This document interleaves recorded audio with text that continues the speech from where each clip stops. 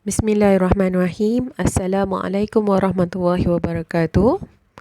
Bertemu kita pada PDPR Amali Solat tahun 5, minggu yang pertama. Hari ini kita akan fokuskan kepada wuduk. Masih ingatkah lagi tentang wuduk? Ustazah harap semua masih ingat lagi tentang wuduk. Sebab apa? Sebab wuduk kita lakukan setiap hari. Okey, tajuk kita ialah wuduk. Di akhir pembelajaran, murid dapat yang pertama, membaca lafaz niat wuduk dengan betul. Yang kedua, menyenaraikan perkara sunat ketika berwuduk dengan betul. Yang ketiga, menyebutkan tata cara berwuduk beserta sunat-sunatnya dengan tertib dan betul. Baiklah, kita tengok yang pertama. Apa itu wuduk? Wuduk ialah perbuatan meratakan air pada anggota tertentu beserta dengan niat. Ustazah ulang. Wuduk ialah perbuatan meratakan air pada anggota tertentu berserta dengan niat. Maksudnya, wuduk ialah pada anggota tertentu. Dia mesti dengan niat. Ada anggota-anggota tertentu untuk wuduk.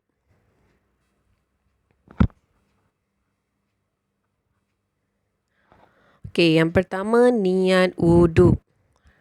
Niat wuduk ada panjang, ada pendek. Ustazah harap semua sekali ingat yang panjang, ingat yang pendek.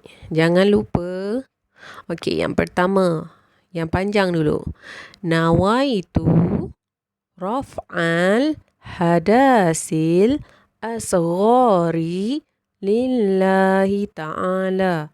Sahaja aku mengangkat hadas kecil kerana Allah Ta'ala. Lagi sekali. Nawaitu raf'al hadasil asghari lillahi ta'ala.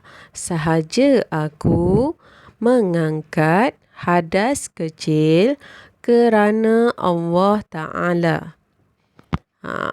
Hadas kecil ya. Okey. Niat yang pendek ya. Nawaitu wudu'a lillahi ta'ala. Ulang lagi sekali. Nawaitul wudu'a lillahi ta'ala. Sahaja aku berwuduk kerana Allah Ta'ala. Okey, itu niat dia. Baiklah, seterusnya kita tengok rukun wuduk. Rukun wuduk ni ada 6. Tak termasuk dengan perkara-perkara sunat. Okey, kita tengok yang pertama. Rukun wuduk. Berniat. Dilakukan saat membasuh muka. Okey. Bagaimana nak basuh muka? Seluruh bahagian muka. Yang kedua, membasuh seluruh wajah sebanyak 3 kali. Wajah tu ialah muka. Tadi kita dah niat, kita basuh muka kita 3 kali. Termasuklah janggut ke, misai ke yang ada. Okey, yang ketiga, membasuh tangan kanan kemudian kiri hingga ke siku sambil menyela-nyela jari jemari. Termasuklah celah-celah jari jemari tu. Kalau ustazah ajar dekat sekolah, yang tangan, kalau kita nak basuh tangan kanan, tangan kiri dekat bawah tangan kanan. Kalau kita nak basuh tangan kiri, yang tangan kanan dekat bawah tangan kiri. Okey, mesti hingga ke siku. Seterusnya yang keempat, mengusap sebahagian kepala. Sebahagian kepala. Kalau kepala, Ustazah, kenapa bukan mengusap sebahagian kepala? Kenapa bukan mengusap sebahagian rambut? Sebab apa? Sebab ada juga yang tak ada rambut. Okey. Seterusnya yang kelima, membasuh kedua kaki 3 kali hingga ke mata kaki dengan mendahulu mata kaki tu ni. Buku lali. Okey, sebanyak 3 kali dengan mendahulukan kaki kanan dahulu, termasuklah dekat celah-celah kaki. Okey, yang keenam, ni salah tulis ni. Yang keenam, tertib, iaitu mengikut urutan daripada awal niat, lepas tu sampailah basuh kaki, mesti ikut turutan. Kalau tak ikut turutan, maksudnya dia bukan tertib. Jadi kenalah ambil semula wudu. Okey, seterusnya ini ialah tata cara berwuduk. Yang ni termasuklah perkara-perkara sunat seperti membasuh kedua belah tangan. Tengok daripada ni. Tengok daripada gambar yang pertama sebelah kiri, nombor 1. Itu dia membasuh pergelangan tangan. Yang kedua, dia berkumur untuk membasuh dalam mulut tu kalau ada makanan-makanan ke. Okey, yang ketiga, dia basuh, masukkan air sedikit ke dalam hidung untuk basuh rongga hidung. Yang keempat, yang ni membasuh muka.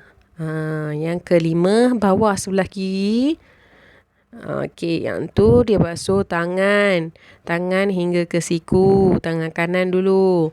Yang keenam, dia basuh kepala.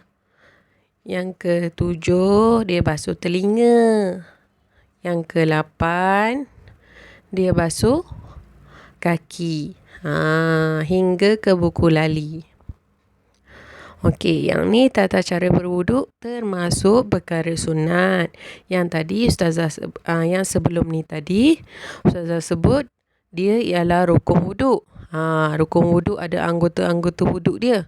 Okey, yang ni pula tata cara berwuduk termasuk perkara sunat. Okey. Seterusnya kita sebutkan ni perkara-perkara sunat ketika berwuduk ni. Yang pertama, membaca bismillah. Yang kedua, berkumur-kumur. Yang ketiga, memasukkan air ke dalam hidung. Yang keempat, membasuh telinga. Okey, ada tak lagi perkara-perkara sunat? Ada. Macam tadi membasuh pergelangan tangan. Okey. Menghadap kiblat. Okey, seterusnya ialah latihan.